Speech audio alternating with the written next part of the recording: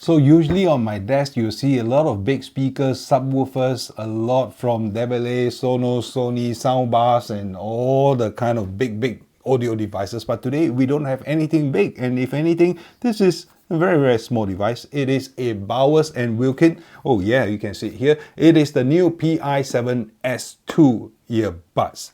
Now these are true wireless stereo audiophile level earbuds. So how do they sound? They are new and they are terribly expensive, 729 Singapore dollars.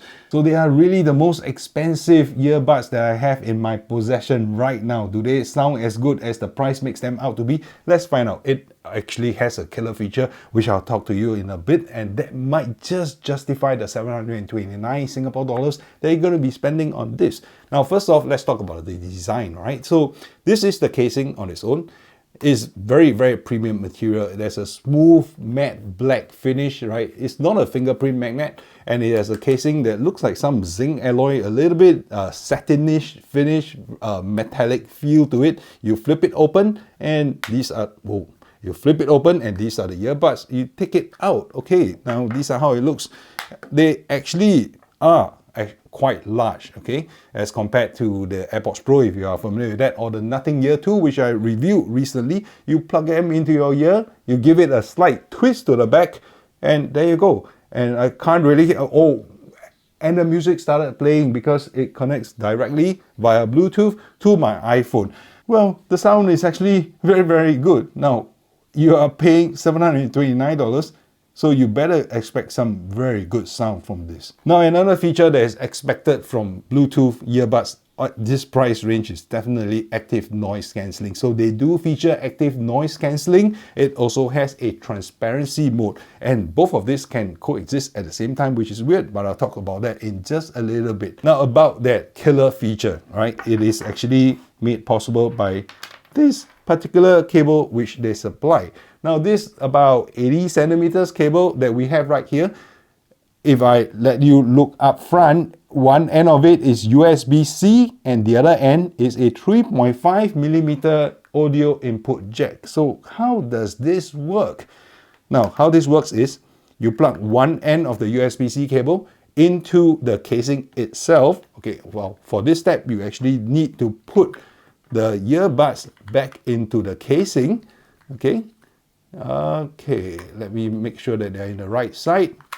Okay, and you press the big flush button on the casing, press it for 3 seconds, and the light will turn blinking blue. And what happens from there is that if you plug into a 3.5 mm dongle live, so this is a lightning to 3.5 millimeter adapter. You plug it right in. Ta-da! Why do you need this? It's not to charge, it's not to power anything, but the moment you take out the earbuds from the casing, close the casing, start listening. You hear some chime, okay, and whatever is, wow, it's loud. Whatever is playing on your phone through the 3.5 mm jack is then actually transmitted to the case, which will cast the sound and audio wirelessly via Bluetooth to your earbuds. So this becomes an audio retransmitter, and yes, that's the function that they're calling it, audio retransmitter. Now think about it for a moment. When and where will you use this? Because if you have wireless, it is a Bluetooth connection, right? If you have wireless, why do you need the wires? Yes, for airplanes in-flight entertainment system.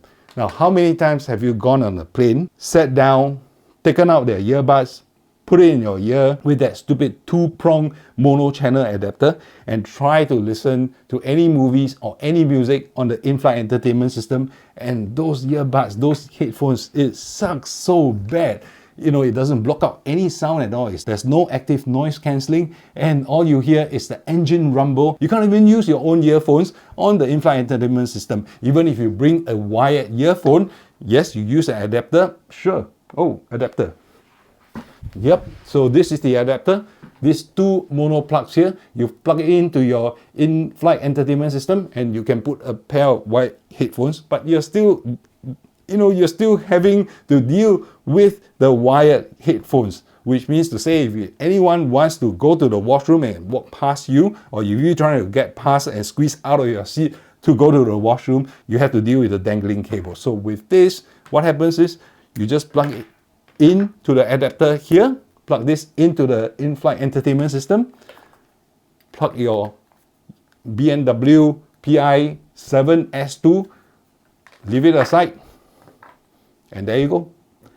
Wireless, active noise cancelling earbuds of your sound preference on flight. So you're very welcome. This feature is not a common feature, and that is the one feature that I think might just justify the $729 Singapore dollars asking price for this product. Now, if you're not a frequent traveler, then you'll be wondering, okay, are you paying that amount just for that function? You could get a Bluetooth audio what do you call it, transceiver to actually achieve the same effect. Yes, granted, but this comes together. I mean, it is really one package that does it right out of the box without you having to charge another device. Just charge this. This case is also a charger for these earbuds. Well, it's truly a feature that I will value. So B&W said, hey Peter, why don't you review this wireless earbuds? Yeah, okay, I can review wireless earbuds. I've done wireless earbuds before.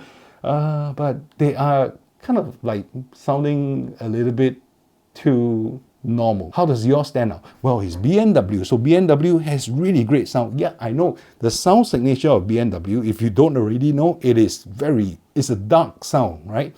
The sound is dark, it's rich, it's lush, and the noise floor is actually exceedingly low, so you don't get any hiss or any sound artifacts that you have to deal with. The sound that comes through, the treble is clean, the vocals are rich, the bass is deep and very, very clean sounding.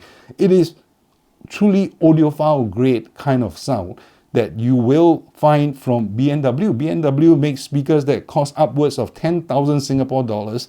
Well, at least in Singapore, I don't know about how much it costs over there. But, you know, honestly, nothing fancy. But when they told me about the audio retransmission, that really got my interest. So, yep, there you go.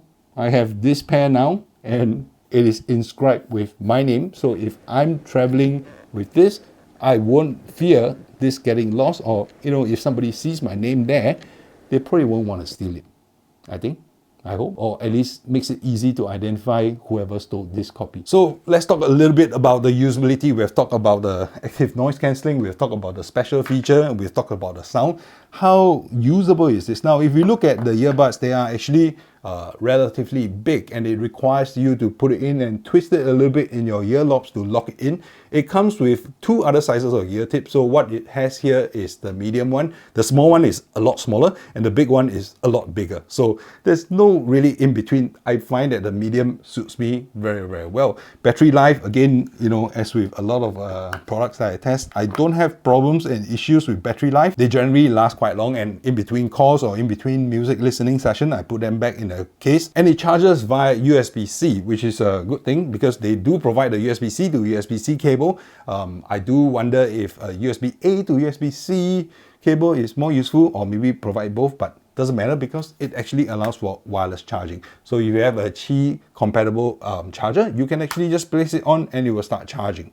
Now there are two buttons, right? Other than the big button that I showed you earlier to enable the audio retransmission, there's another button right under the casing right here, which is used for pairing. So you just press for 1.5 seconds and it will start its pairing mode, and you can then use the software. Now, if you have not paired this before, just launch up the B&W software and it will be able to pair it. It will guide you through the whole process. It's really as simple as that. Now, talking about the software is pretty rudimentary. There's no EQ control at all, so there's really not much you can do with it.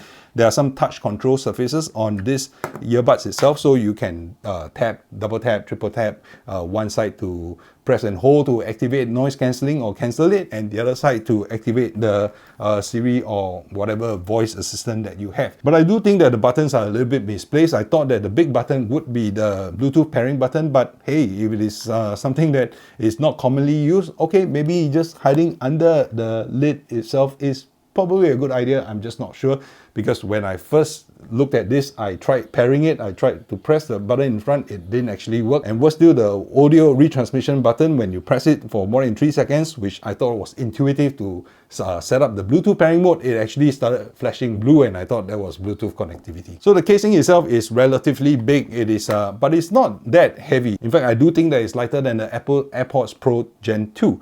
Now, it is probably not the most pocket friendly that you get. You just, well, actually it is small. To say that it is a little bit too big might be nitpicking, but if we want to talk big, there's of course the Gemini from DeVillet.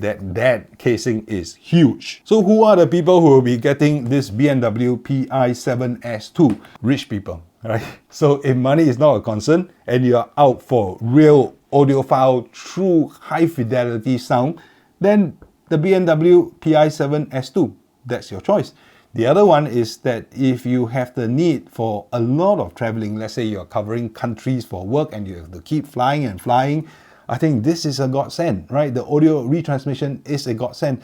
The ANC, it works, of course it works, and to have ANC for your in-flight entertainment center, it is really, really a godsend. My God, I can't wait for my next flight where I can test this out. So if you're interested in any of my other reviews, do check out any of these videos right here that I'm going to be linking up. I have done the Gemini from DeVillet. I've done the AirPods Pro Gen 2. So have a listen, and I'll see you over in one of those videos.